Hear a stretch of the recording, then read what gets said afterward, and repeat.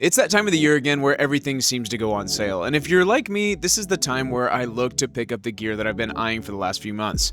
So today we're going to be talking about my favorite gear from 2025, the stuff that I would rebuy if I broke or lost it. The main theme of today's video is going to be tools that solve real-world problems. We're going to forget the hype and we're going to talk about buying gear for workflow rather than for status symbols. Now, if you're new here, my name's Keaton. I am a DP based in Oklahoma.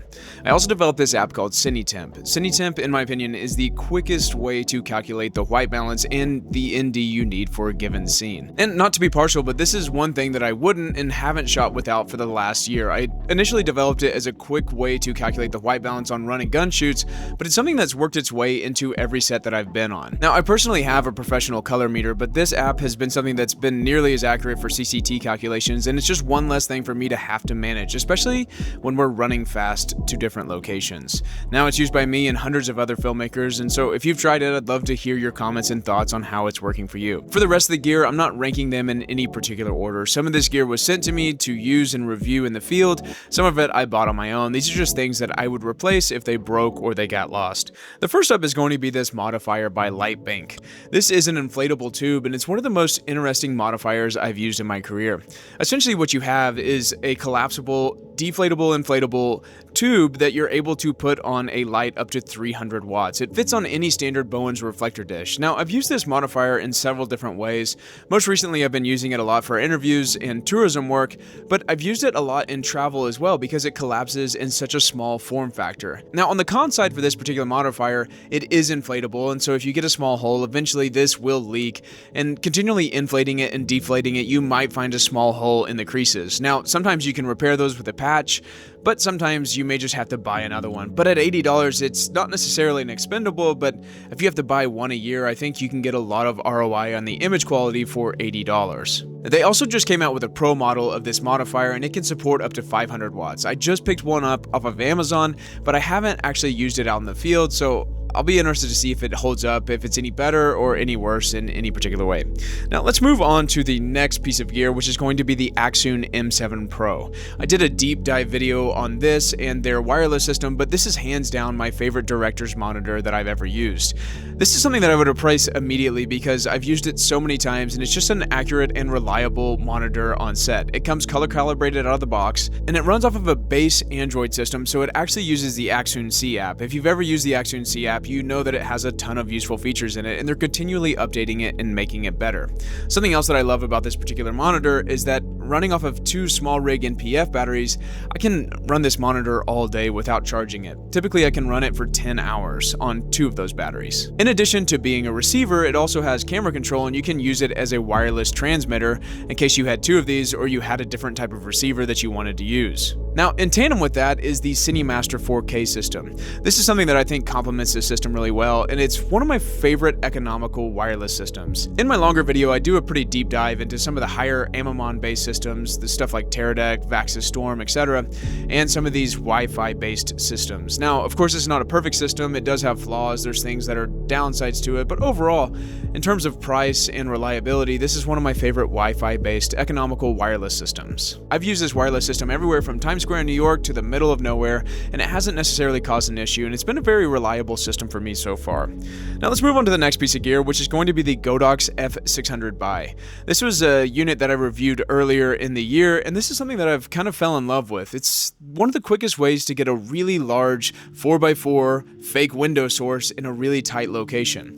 And it being a soft panel, you're also able to get pretty innovative and wrap it in unique ways. Just a few weeks ago, I had a shoot and we had to get some balance off of this floor, and we were doing a really wide push in to a really close shot. And with this being a flexible panel light, I was able to get a light in a unique way that I probably wouldn't have been able to get with any other source. It was able to give me the return I needed on the talent while also being hidden from camera.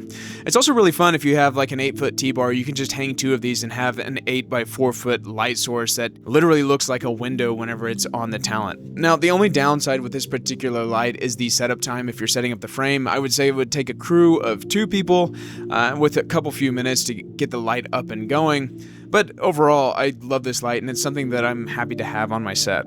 Now let's move on to the next section, which is going to be something I'm titling the SmallRig section, because there is a lot of different SmallRig things that I would immediately replace because there's so many things from that company that I love. Now, when I was first getting in the industry, cheaper batteries just were no good, but over the years they've improved a lot and the battery management system has gotten better and better. The batteries that I love from SmallRig really come down to their MPFs and their V-mounts. Their MPFs are my favorite and I've used them on all of my monitors and a lot of my wireless transmitters, and their V-mounts have been very reliable, which are perfect for my gimbal. With the tilt-a-ring, they clear it perfectly. And I also got their new battery, the X99, which is a collab with Ren and Ozark. Now this is a battery that I initially saw at NAB earlier this year and I absolutely fell in love with it because it's got a Find My feature that connects with their app. It's got a built-in flashlight. It's got a touchscreen interface that you can use to see where the power of your battery is going and what's draining it the most.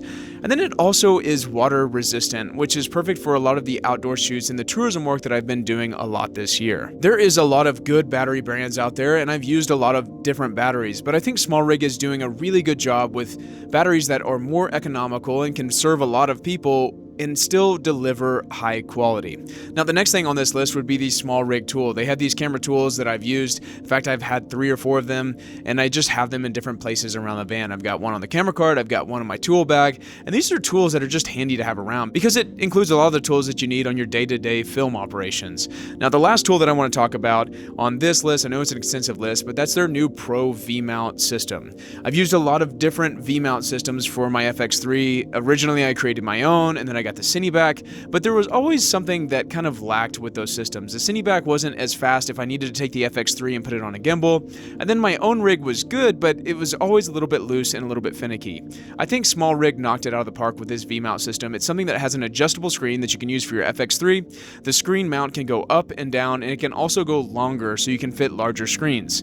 This is something that SmallRig I think knocked out of the park. This is a really good system that's really fast to take your FX3 from a handheld rig onto a gimbal. My FX3 camera is one of the cameras that I grab most times, especially if I have a B operator. I've got the FX6, the Burano, and the FX3, and if there's times where we have 3 or 4 cameras going, the FX3 needs to be the camera that goes on the gimbal and then goes on the handheld system, and this is the best system that I found that can do that. Now the last couple notes about this one is I think that the power distribution on this is great, and then small features like a V-mount lock so you can't accidentally press the button and disengage your battery and ruin a shot. Those are small things that SmallRig did on this particular unit that I think are really cool.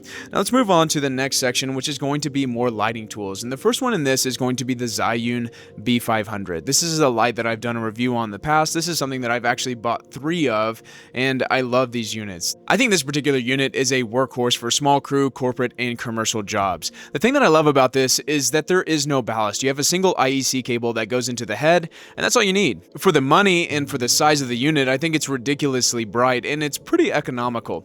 Now, it's not perfect. I do think that it could use a green magenta shift correction. That's really handy, especially when you're filming in corporate rooms that have some weird tint on the wall, and you always feel like you have to add green to the light. But overall, for the price, the performance, and the size ratio, I think this is a light that's very handy to have on set. It's one of my favorite units, and I use it pretty regularly.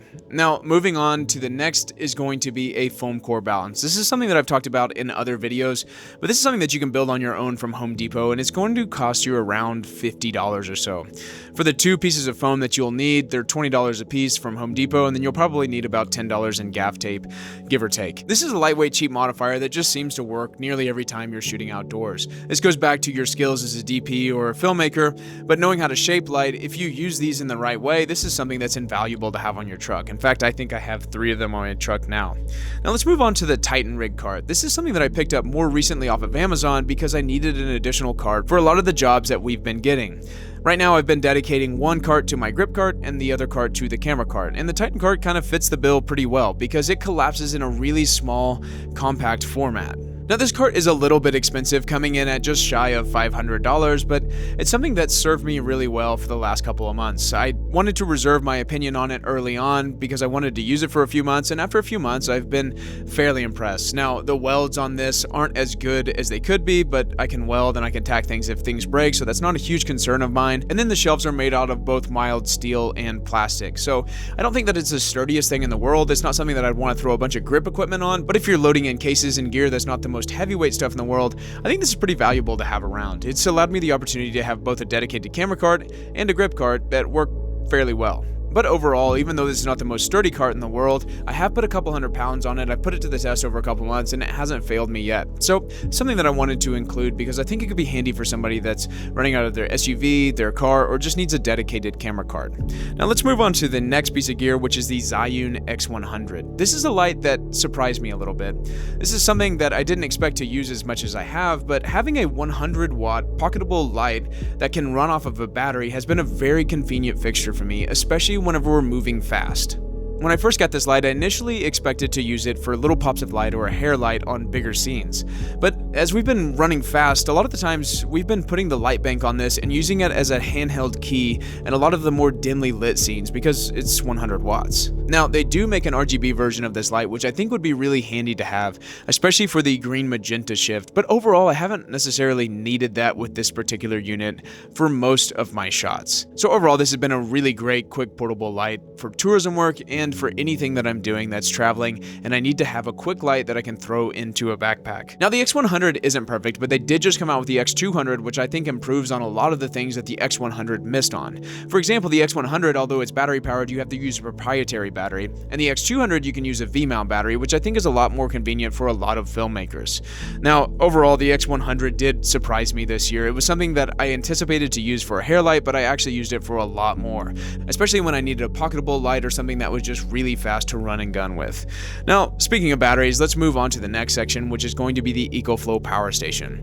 This is something that I originally bought in 2020, but it's something that I would immediately buy if it went bad or it ran out on me. The EcoFlow Delta is essentially a power storage solution that you can power anything from AC to DC to USB-C. There's been times where I've been in a location and there's not a plug or anything that's convenient that won't be in the shot that we just have to power a light quickly with it, or a lot of the times we'll also use it for our DIT station or we'll use it for client monitor. This battery's been something that's been very convenient for me. I've used it from powering lights to Video Village to DIT or even charging batteries. It's just something that's really convenient to have on set, especially if you're in areas that don't have a lot of access to power, even some buildings. Now to wrap this up, let's talk about a few honorable mentions. The first would be comms. Right now I'm using the Hollylands and I love them, but there's some drawbacks to them, so I'm not sure if I would replace them exactly with the Hollylands again or if I would look into a different system. The next thing on the honorable mention list would be a smart LED bulb. Now right now I've been running the Aperture B7Cs, which have treated me well, but they're a couple years old, and so if I had to replace the B7Cs, I may look into seeing if there's any bulbs that replace those and do it better, maybe something smaller and brighter.